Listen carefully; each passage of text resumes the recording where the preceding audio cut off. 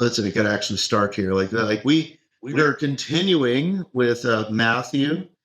We are in chapter 17. And if you remember last week, we kind of talked about like Peter confessing that Jesus is the Christ. And apparently I said some things, called some people Pope. That really got some people riled up last week. And all those things. It's so much so that there were jokes about it on Sunday as well. And so like this.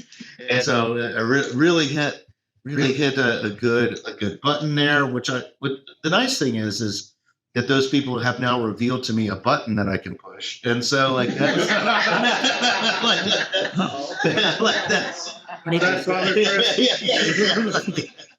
it's so like that's and those people aren't even here to defend themselves right now. And so Right. But this one, we're kind of talking about, that section, we're kind of playing with this idea. It's going to keep on for a few chapters now, talking about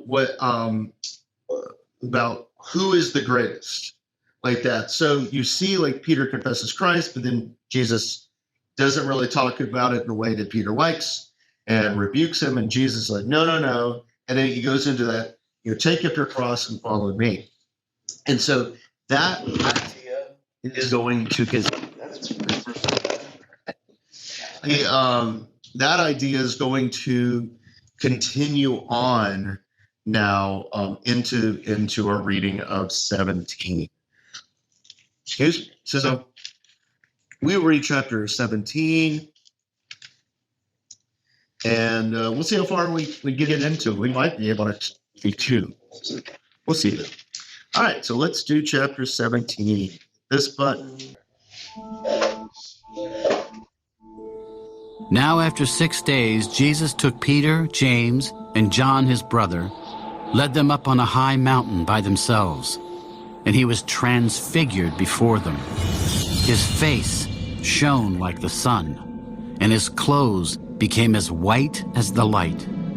And behold, Moses and Elijah appeared to them, talking with him. Then Peter answered and said to Jesus, Lord, it is good for us to be here. If you wish, let us make here 3 tabernacles, one for you, one for Moses, and one for Elijah. While he was still speaking, behold, a bright cloud overshadowed them, and suddenly a voice came out of the cloud, saying, This is my beloved Son, in whom I am well pleased. Hear him. And when the disciples heard it, they fell on their faces and were greatly afraid.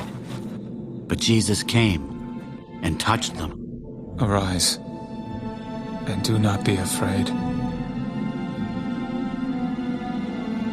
When they had lifted up their eyes, they saw no one but Jesus only. Now, as they came down from the mountain, Jesus commanded them, Tell the vision to no one until the Son of Man is risen from the dead.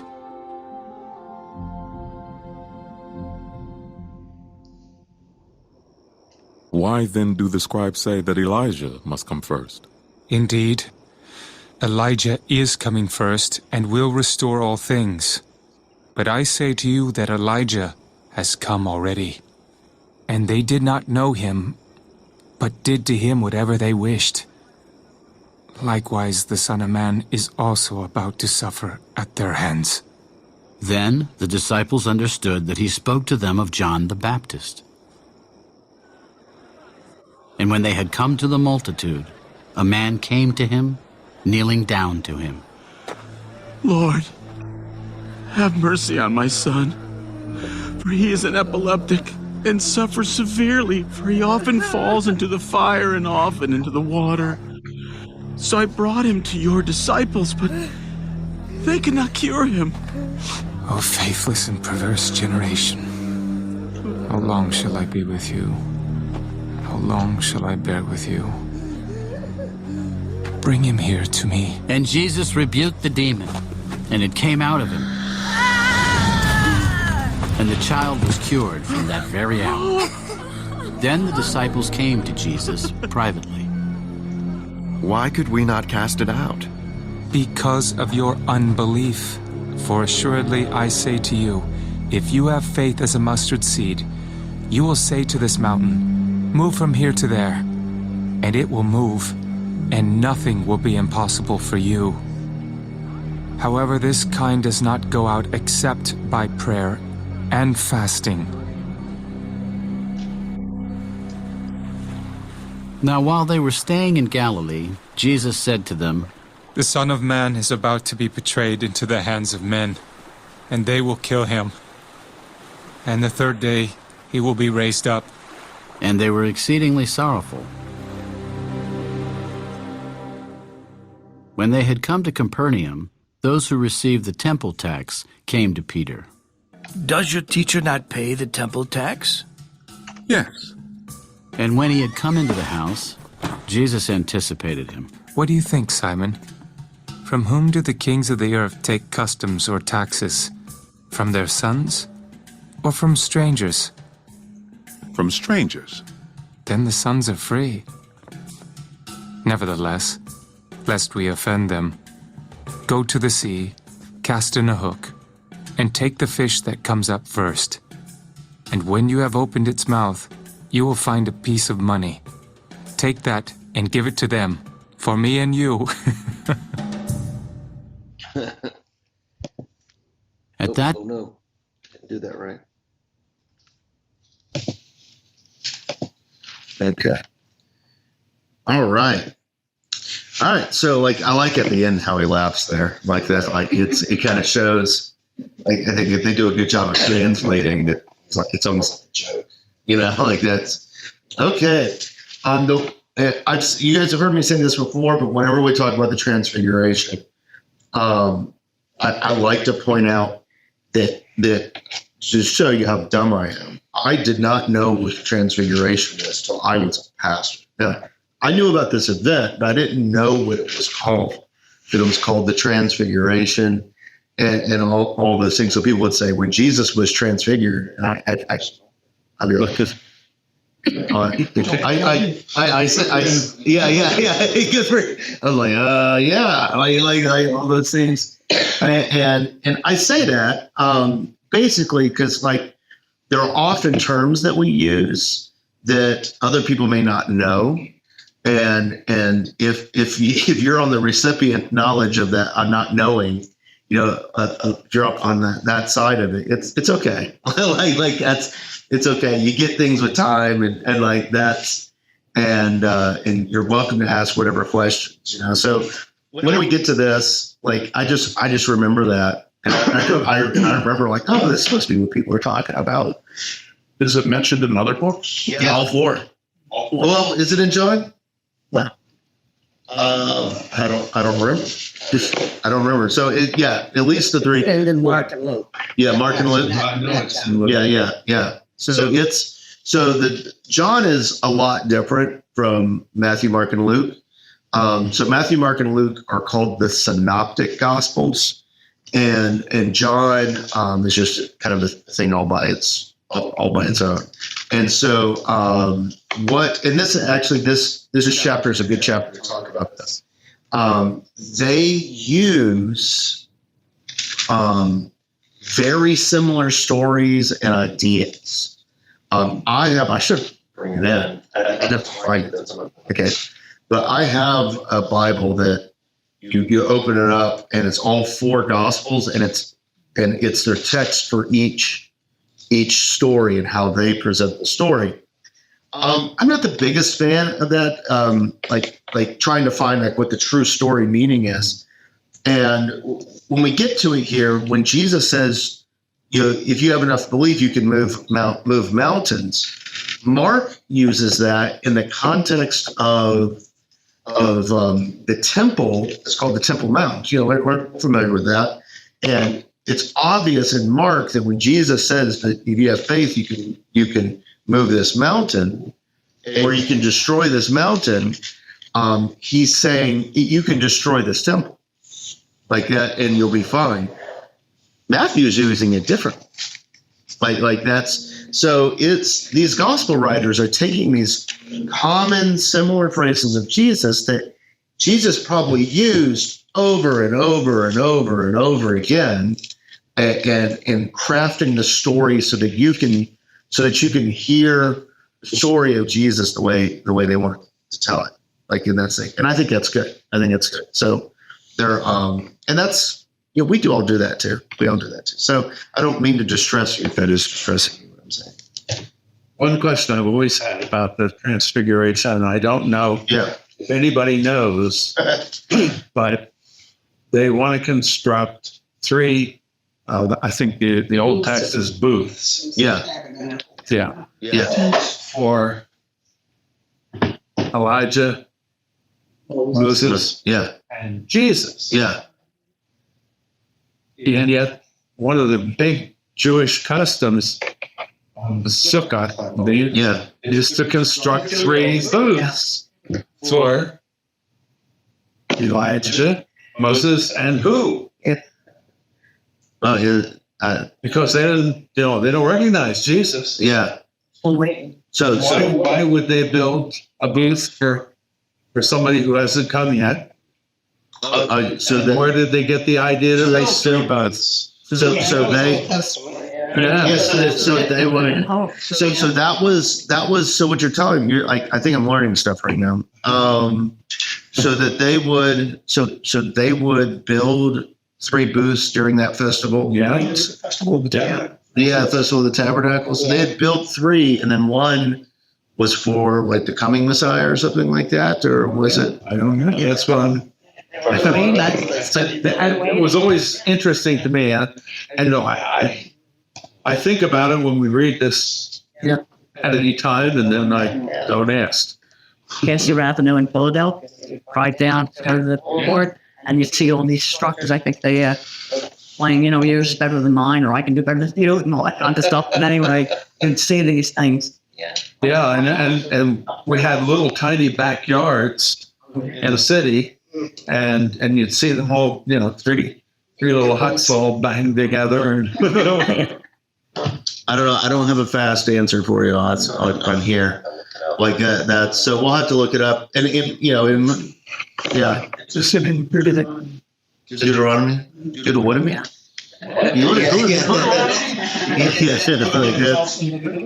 Leviticus, the 3 booths.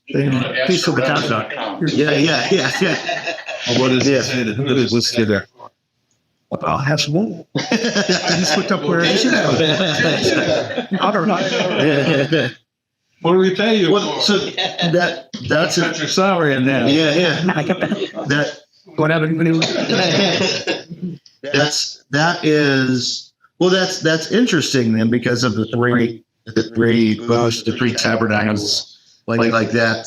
Because that's so booth, tabernacle, tent. Because remember, the tabernacle was always just a big tent that they would set up, and that was that was the original temple that was being built there, and so they were like, oh, let's build 3 little tabernacles here, and if that's a reference to the booths, that's really interesting. That's not a connection that I had made before. Let's see here. See, because of the Feast of Tabernacles, not only field workers, but all Jewish men would know how to erect temporary shelters. See, these don't talk about it at all. So I don't know. This study Bible doesn't even mention. Yeah, because there's so much important stuff in this, like with why Moses and Elijah would be there. Why it is interesting that that after this, Jesus pretty plainly connects John the Baptist to Elijah. That's a big thing. So and part of which Elijah didn't die. The tradition around Elijah is that he was caught up on this this chariot that took him up into the heavens. In Moses, the kind of tradition around Moses is that like God planted them in the earth, kind of just like put them in the ground type of thing. So with them coming up, like Moses and Elijah are still like, those two are like the big to-dos in the Old Testament. So by both of them standing next to Jesus as he is transfigured amongst them, is a big deal. And this is actually causing me to think about things. I know because like James and John, they request to be at the right and left in Jesus and His glory. And are they requesting to be like Moses and Elijah? Like whether that's chapter 20. It's coming. They're not guilty. Yeah. They want. Didn't the mother ask that? In John, it's in another one of the Gospels. I think I can't remember the exact. I think it's in this one too. Is it in this one? Well, yeah. Oh, yeah. Their mother asked her in Matthew. The mother, which is that? That's sneaky in front of her. Send your mother to your dirty work. It's like, come on, fellas. But that's what I'm seeing here as we're. I'm also hot from planning all this more too.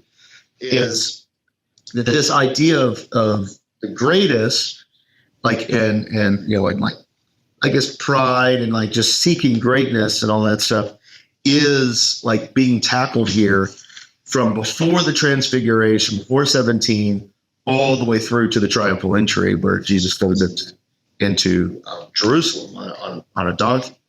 And so we are hitting one big idea on this. And I do think it's interesting that near the end of this section is that James and John are also, just like Moses and Elijah, are wanting to be in this right and his left. Like that's interesting. And then the way the book ends is that Jesus in his death, you have the two thieves on either side of him, and so you kind of talking about seeing there. So what are other important details about the transfiguration? So we have Moses and Elijah. Anything else about them? What are other details? There's this is loaded. This area is loaded for the Old Testament, for the first century Jew, an Old Testament mind. There's so much going on. What else? Kind of reminds you of this baptism when God said almost the same word. Okay, yeah. Speaks again. Yeah, God speaks again. Basically says the same thing. Like basically, like, this is my son. Listen to him. Like that. That's like so. You got booming voice out of the clouds. Like what else sounds familiar? That's good. What else sounds familiar? Do not be afraid. What do you mean by that? Where? So that's throughout the Bible. Do not be afraid. The birth. Yeah. Okay, yeah. So like all throughout, we're seeing that whole thing of don't be afraid. Like they're afraid. They're around the power of God, and it's like don't be afraid. Yeah. Okay. Yeah, I see where you're coming from. That's good. A couple of things that's in my mind is the fact that Jesus is all bright and shiny, like they're on top of a mountain. Remember, Moses gets all bright and shiny. Like that's like, and so like at one point Moses goes up on the mountain and he comes back for seeing God and like the tablets and all that stuff. And he comes back and Aaron and the rest of them are like, oh, you're too bright and shiny. I go over there and they make him put a bag over his head.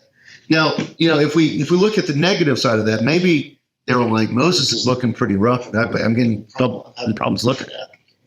It's like, it's because you're too bright and shiny, Moses. like that's, but it's, he comes back all bright and shiny here. The other thing is like the cloud overshadowed. Like that's also Exodus language. Remember, God would travel in a pillar of cloud by day, fire by night, and they, as they're wandering through the wilderness, they would follow that. And then whenever Moses would go on top of the mountain, the cloud would envelop the mountain and all of that. So you have that same language. And And I think that's very intentional because remember Matthew, like it sounds like Exodus around the birth of Jesus in Matthew. And here again, we have these Exodus ideas that are coming in, these ideas of Egypt and the last time God saved his people is happening in now here again with the transfiguration of Jesus. And that's a good thing to like so what else did you notice? What else?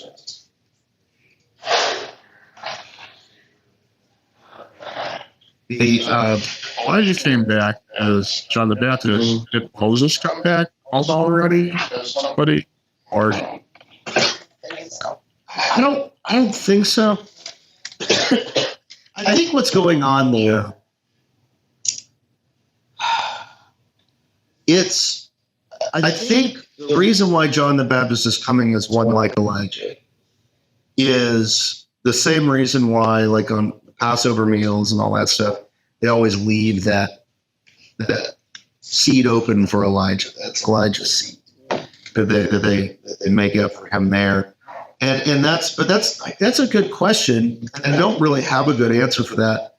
I kind of wonder if that Moses section, we're seeing that with all this Exodus stuff, and the way I really look at it is the story of Moses, the story of the Exodus and the Egypt, wandering around, that was how God saved his people. And I really think Matthew is hitting all those notes again. Like that's like, you listen to a song and all of a sudden the song sounds familiar again. Movies do this all the time. Well, characters will get a certain melody, and that's all of a sudden that character will come on the scene and you can hear the melody of the song underneath it again. And I think Matthew is kind of doing that with words. He's like hearing the Moses stuff again, like God is saving his people again here with Jesus. And I kind of wonder if Moses is coming into play, telling that, like that melody that we're seeing here, that Jesus is almost like fulfilling what Moses was saying. I don't know. I don't know. So like that's a good question. I hadn't thought about it. So another thing that stood out to me was what Jesus said to them. Indeed, Elijah is coming first to restore all things. But I say to you, Elijah has come already. And they did not know him, but did to him whatever they wished. I might, just because I'm hot on this right now, that really sounds like that cadence all through Judges. Like that's, they did for him whatever they wished, whatever's right in their own eyes, type of thing. And maybe because I'm hot on that, but that's kind of that's another phrase that's brought about in the prophets constantly too. Is that you killed the prophets and like all these things. So like it's kind of speaking of there. Okay, so the second half of this chapter, like the boy being healed and all of that stuff. Like what stood out to you there? What you think about this? Anything? Kind of showed how full faith the disciples had there when they didn't. Yeah. So I think this, as I'm reading this, and again, I hate going forward like this, but I think Matthew is preparing us emotionally for what we will regard as kind of a tragedy over the next couple of chapters. I think he's meant to bring up the questions like, why couldn't the disciples do this? And Jesus is saying, like, this can only be done with prayer, right? Fasting. Yeah, prayer and fasting. And we see right after this story, it's got the little ditty about paying taxes, but right after that, it's the disciples are complaining about which one of them is the best disciple. And I think that is starting to show us that what's really on the disciples' minds. Like do they care about this guy and this kid? Or are they more interested in like, did you see how many demons I cast out today? Like I did 7. That's like Peter over there did 4. Yeah, like that's like all of that, and then all of a sudden it seems like they can't, because they must be doing that, or the guy wouldn't have brought. They must have a history of casting out demons. Well, they did. Yeah, they did. Yeah, It's just He said them. yeah, why couldn't they cast this? yeah, yeah. And he says, it's your little faith. Everybody casts himself. This. Yeah. The DELCA Bible leaves out verse 21. Really? Let's see. All right, let's look at these 21. Yeah. Oh, okay. Yeah, look at that. It's the NIV Bible, like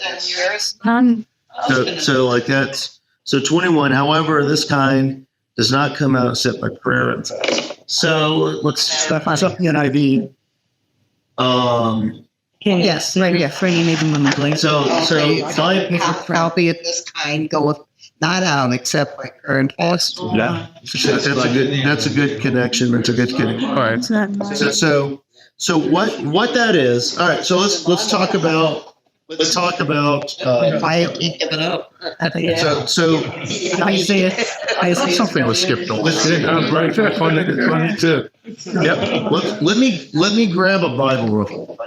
Let me grab something that I have, something that's actually really good. Showing up that's Here it's bottom line here in the footnotes. 21 is in footnotes. On my Bible. Oh yeah, it's at the bottom of the thing here.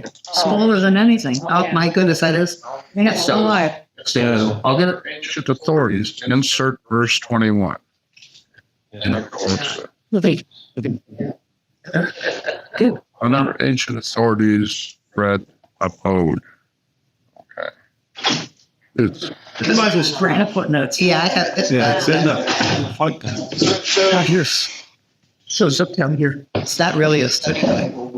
Shows up here. Oh, some manuscripts. yeah.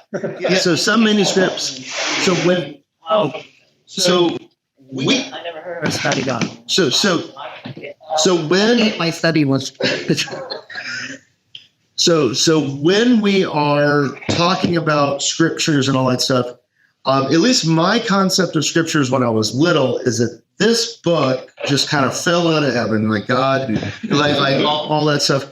That's not how we got this. Like that's it's, if you've ever seen the Dead Sea Scrolls, like it's not even full scrolls. Like it's fragments, and all these people painstakingly put that stuff together. But so remember, like our ideas of preservation is not the same idea as it was 2,000 years ago, and even before then. So they would copy, and sometimes things would get added. I should have brought one of my Greek New Testaments or something like that. We get it. This is good advice. Give us. Talk amongst yourself. I'll be good. I'll be. I think that everyone would have.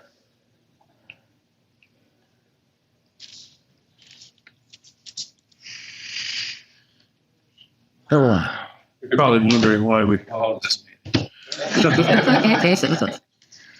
I finally realized a few years ago that pieces of the Bible. It shows the reference to They're about whatever that's somebody we had a couple of years ago. I made an I never worked Canada. I found that this is a tense for Deuteronomy to Leviticus as opposed to tabernacle. I'm saying I am afraid. But it could just be these folks imagine. what Canada needed. I'm not for Pennsylvania. It always wondered me. We just have a peace. okay. That's why school. All right. So this is the Hebrew. Yeah. This is the Hebrew here. This is the Greek New Testament. So Hebrew Old Testament, Greek New Testament, and have they been waiting? So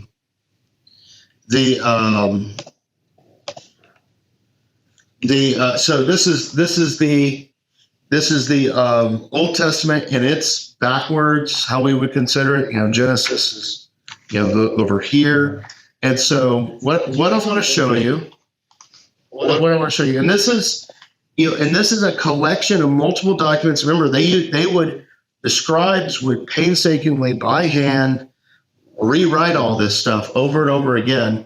And the way that they would make sure that they were writing it correctly, they would check and check and check and check and check. And Joanne, sorry, I didn't know how long you were waiting. I didn't notice you. I'm sorry.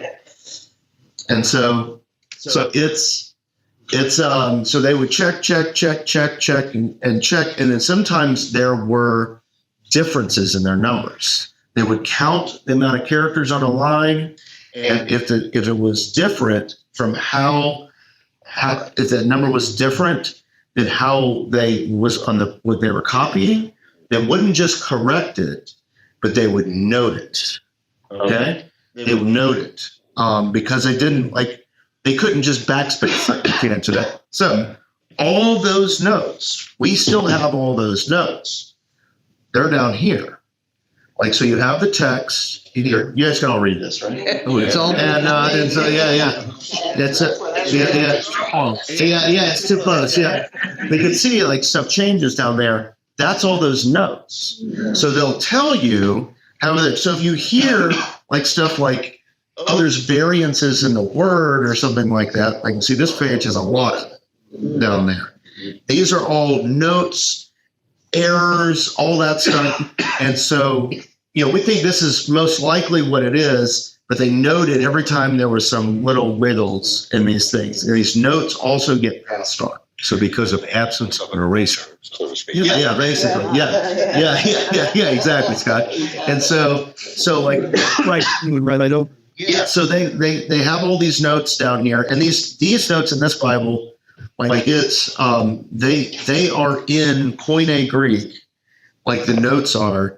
And all that stuff, you gotta know what you're doing. Saying this stuff. The Greek New Testament is exactly the same way. So if I will open, so this is Romans, and so you can see text up here, and then you have all the notes down there. All right, so we have all that stuff. Then because we didn't have preservation, they had to hand down the different versions of the Bible.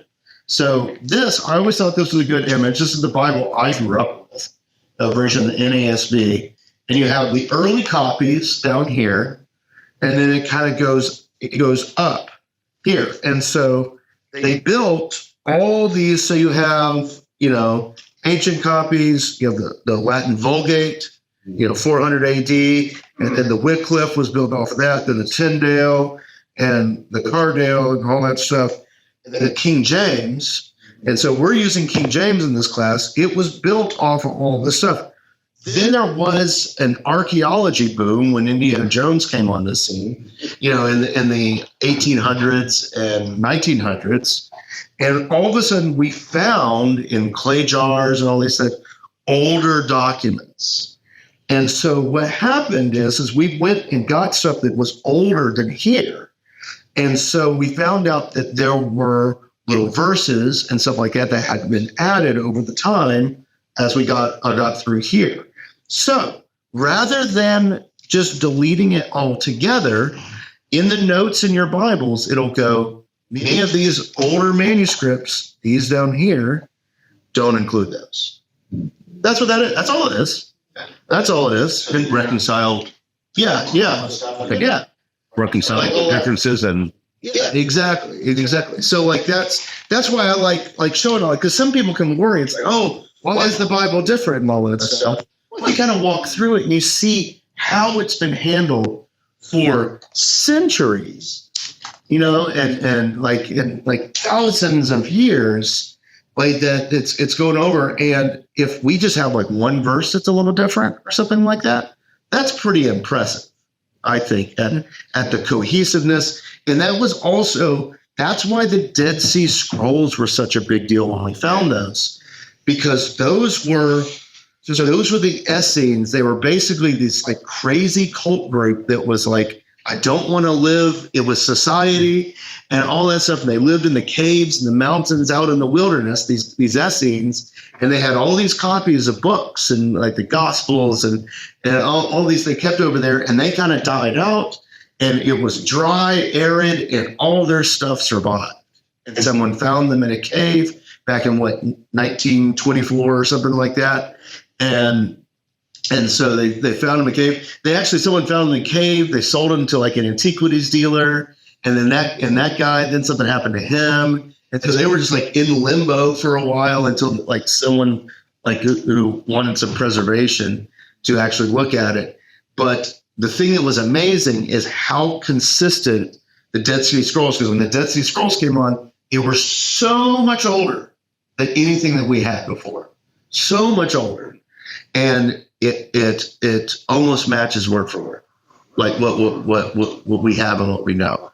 And so like everyone, when that happened, everyone when they were able to look and translate the thing, everyone in the translation business, everyone in that basically went, okay, like that's cool. Like it's all of these methods of preservation. The Dead Sea Scrolls proved that the old methods of preservation, how they made all these meticulous notes, how they did all these things, that they work, and or that God uses those means to continue his message. And so so that's So all those notes. Yeah. And they cut, they put them back. yeah. So The notes transfer. Like this version, or can they correct it? No, so when The serial and notes for all.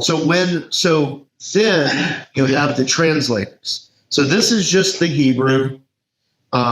If this is like standard issue. There's a few books like this out there. But so when the translators are making like the NIV or ESV or something like that, these different translations, they look at this together with all this data down there, and they make the best guess they can as to what those words mean, and they put it together. And if there is something big enough that they need to mark it in their translation, they will. But the translator's job is to like, all right, this sentence with all these notes down here, that it is being understood as this sentence. So translating, you're always going to translate. It's not going to go one-to-one in. Like, so you have, this is the New American Standard Bible. This Bible's claim to fame is that it's a word-for-word translation. That means that someone is looking at this word along with the notes for that word, and they're translating that word, and they move on to the next. The problem is sometimes the sentence doesn't make a whole lot of sense, and it's hard to read.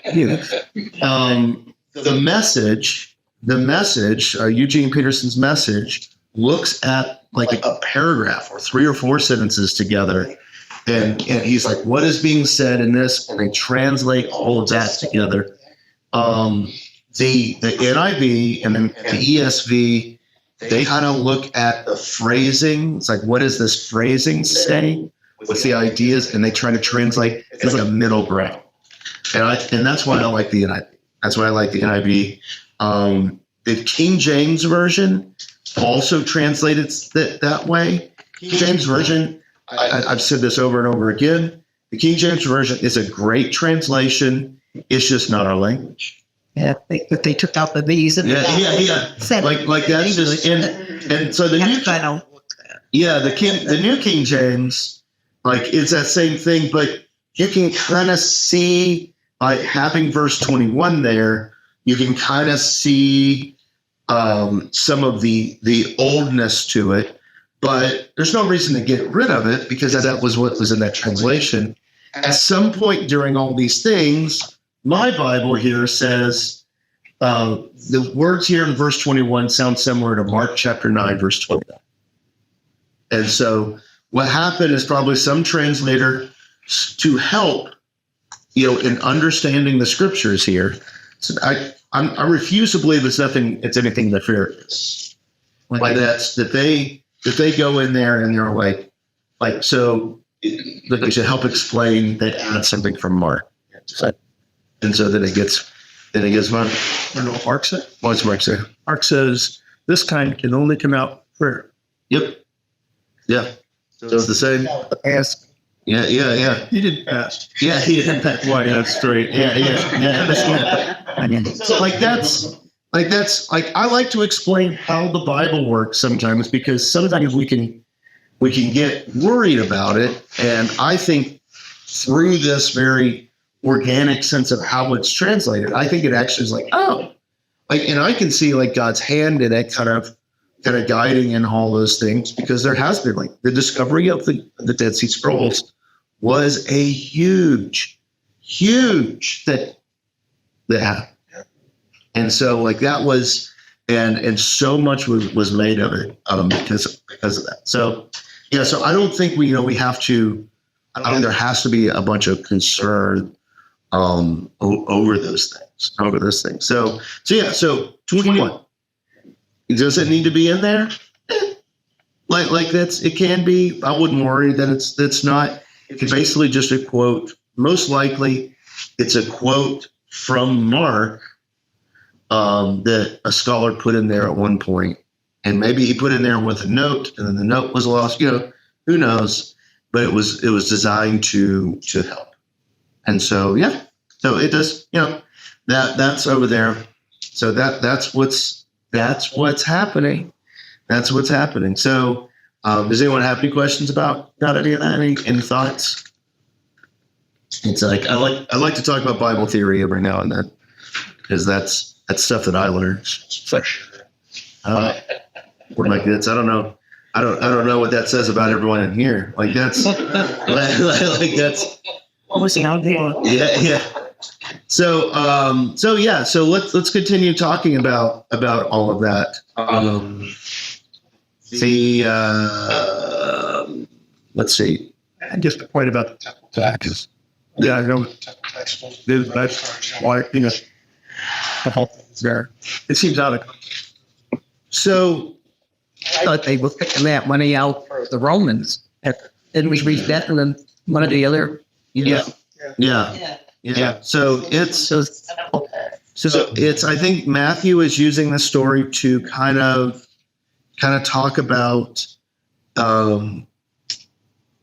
who is important to the Pharisees, or who is important to the scribes, who is important to the Sadducees. There's people that kind of work for that. The temple tax was about 10% of your total income went to the temple, and all that stuff. Typically, that's kind of where we get that tithe idea from, is the temple tax from Judaism. So, I think what it's talking about is Jesus is pointing out some hypocrisy, because he's like, who do they charge the tax to? To their own sons or to strangers? Mm-hmm. That's, and I think he's pointing out some stuff there, but also is he pointing out some of the disciples' stuff? It's kind of cryptic here. The disciples weren't able to cast out that guy's demon, or they said the guy's son's demon, because maybe they're too concerned with themselves. We're talking about, especially that with the very next chapter in 18, it says that they're arguing about which one of them is the greatest. Yeah. And he's like, it takes faith, guys, to be able to do that. And I think a lot of times faith is like that. It can happen outside of you needing to do it. And, and he's kind of saying like this, oftentimes we take care of just our own, over there, but I need to watch for the strangers too. I don't know. And then it's almost like this joke. It's like, and I love how the actor laughs, even though it's like, we'll still give them the money, but just go out and fish, and the money will be in the mouth of the fish. That's kind of funny. That's kind of funny. I don't know. Anyone have any thoughts on that? Or did I sufficiently? That's one thing I did in my notes is on verse 20 when Jesus says, "Because of your unbelief, for assuredly I say to you," that's. I have an arrow going straight to the beginning of chapter 18, that's I'm like, yeah, this is leading us into, because this in chapter 18, and I'm very pleased to see that 17, really all the way back from 15 and all that stuff. All these chapters here are talking of one big idea. And this was one of the first things that I saw. So it's special to me, that I saw this section here in 18, 19, and 20. Before we read 18, is there anything else you want to talk about? If we got into all the Bible stuff, we would have gotten into chapters. Yeah, but I like to do the Bible stuff. Gloria's probably heard the Bible speech. A few times now. That's the one, because I've done it. It happens probably at least once a year. I do the Bible stuff. Yeah. So that's because it's really nothing to worry about. That's nothing to concern ourselves. So let's see. So I guess let's go on to 18, and we'll read that, and we'll maybe talk about some of the big ideas going on in here. We had 10 minutes, so let's see. Let's share the screen. Of course, it's got to reload. At that time, the disciples. This is New King James. Oh, New King James. Yeah, New King James. It says it right in the top. See it verse above Matthew. Oh, so there's a New King James. Yeah. So it's the New King James is a lot like the King James, just with some modernized language. Oh, okay. Yeah. Because I looked mine up.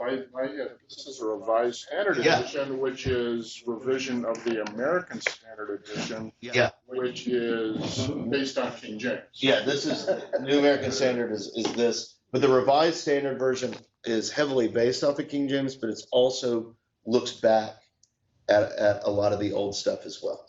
Okay, so that's just a different branch of the. Yeah. Okay. Yeah. I'm sorry. No, you're good.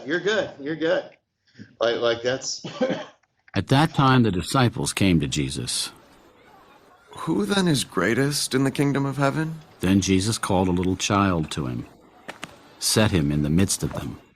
Assuredly, I say to you, unless you are converted and become as little children, you will by no means enter the kingdom of heaven.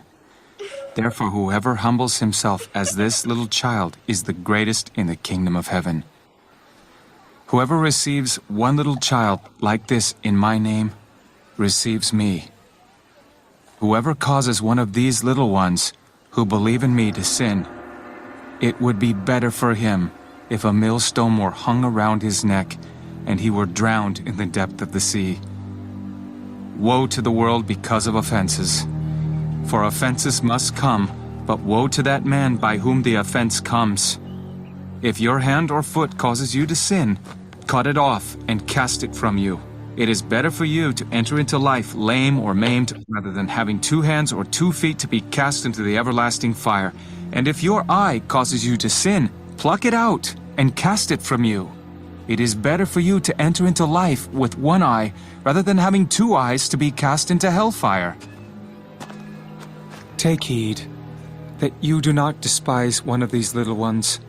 For I say to you that in heaven, their angels always see the face of my Father who is in heaven. For the Son of Man has come to save that which was lost. What do you think? If a man has 100 sheep, and one of them goes astray, Does he not leave the 99 and go to the mountains to seek the one that is straying? And if he should find it, assuredly I say to you, he rejoices more over that sheep than over the 99 that did not go astray. Even so, it is not the will of your Father who is in heaven that one of these little ones should perish. Moreover, if your brother sins against you, go and tell him his fault between you and him alone. If he hears you, you have gained your brother. But if he will not hear, take with you 1 or 2 more, that by the mouth of 2 or 3 witnesses every word may be established. And if he refuses to hear them, tell it to the church. But if he refuses even to hear the church, let him be to you like a heathen and a tax collector. Assuredly I say to you, whatever you bind on earth will be bound in heaven, and whatever you loose on earth will be loosed in heaven. Again I say to you, that if 2 of you agree on earth concerning anything that they ask, it will be done for them by my Father in heaven. For where 2 or 3 are gathered together in my name, I am there in the midst of them. Lord, how often shall my brother sin against me, and I forgive him? Up to 7 times? I do not say to you up to 7 times, but up to 70 times 7. Therefore the kingdom of heaven is like a certain king who wanted to settle accounts with his servants. And when he had begun to settle accounts, one was brought to him who owed him 10,000 talents. But as he was not able to pay, his master commanded that he be sold with his wife and children and all that he had, and that payment be made. The servant therefore fell down before him, saying, Master, have patience with me, and I will pay you all. Then the master of that servant was moved with compassion, released him, and forgave him the debt. But that servant went out and found one of his fellow servants who owed him 100 denarii. And he laid hands on him and took him by the throat, saying, Pay me what you owe. So his fellow servant fell down at his feet and begged him, saying, Have patience with me, and I will pay you all. And he would not, but went and threw him into prison till he should pay the debt. So when his fellow servants saw what had been done, they were very grieved, and came and told their master all that had been done. Then his master, after he had called him, said to him, You wicked servant, I forgave you all that debt because you begged me. Should you not also have had compassion on your fellow servant, just as I had pity on you? And his master was angry, and delivered him to the torturers until he should pay all that was due to him. So my heavenly Father also will do to you if each of you, from his heart, does not forgive his brother his trespasses.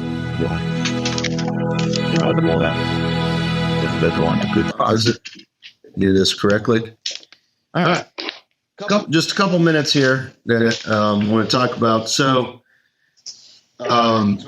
verse 1 is, at that time the disciples came to Jesus saying, Who then is the greatest in the kingdom of heaven? And that. So they are asking, who is the greatest, and what is Jesus' answer?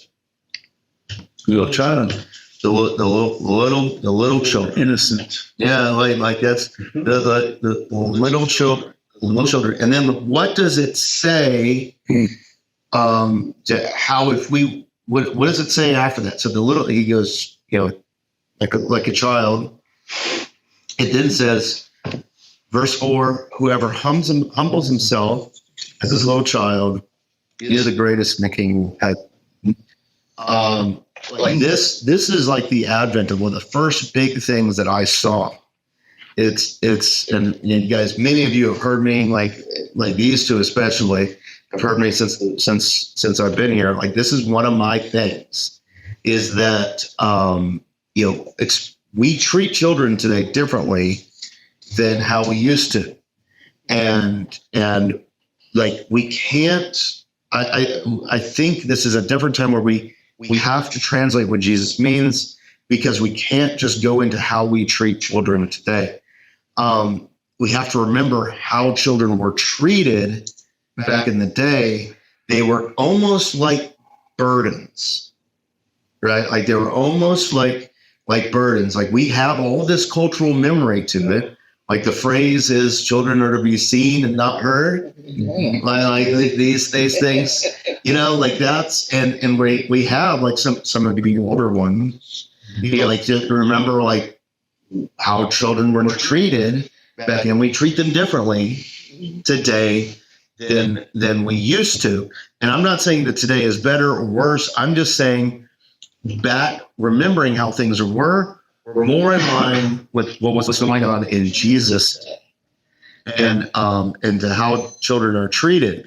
And I think that is the key to understanding this, because it, like, to be considered like a child like that, coming that like all that would have been an insult to these people. And what we're going to see as we continue going through here is that Jesus keeps bringing children into the mix. We've already seen it twice in here when it's up, and then again, like about halfway through, like that's this. He keeps bringing the children into it. So that's kind of, so the question that I have for us, and we won't answer today because we're done, is who is the little ones? Who are the little ones? Who are the little children that Jesus is talking? Like, and that's, and so, because that's where he's kind of trying to get our minds. Who are the little ones? And so, so we can think about that until next week. Everyone, I'm not going to be able to teach class June 4th. Which that's going to make some of you sad today, but June 4th is the universally recognized best day of the year. You guys know that, right? June 4th. Then have it passed. Okay. No, it's fine, bud. Not there. Oh, it's Tuesday?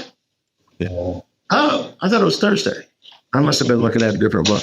It's my sister's birthday too. Is it? Well, she must be pretty good then. Now. Sure. Okay, yeah, all right. Well, never mind. I thought we'd share with you. Okay, yeah, all right. So we'll probably be having Bible study that day. Oh, there's another day. I'm trying to remember, and it's like a month from now. Like that's. So why it is to think that far? It's the 13th of June. 13th of June, we won't have class. I will be at Universal with my nephews. We'll be at Universal. And then the week after that, we'll have Bible study and my parents. And so my parents will be here. So we do see Mark. Yeah. And so like that's, you can see my dad, mom, Mark, and Juvanna. Like Savannah, J-U. So everyone that's watching on YouTube, thanks for joining us today.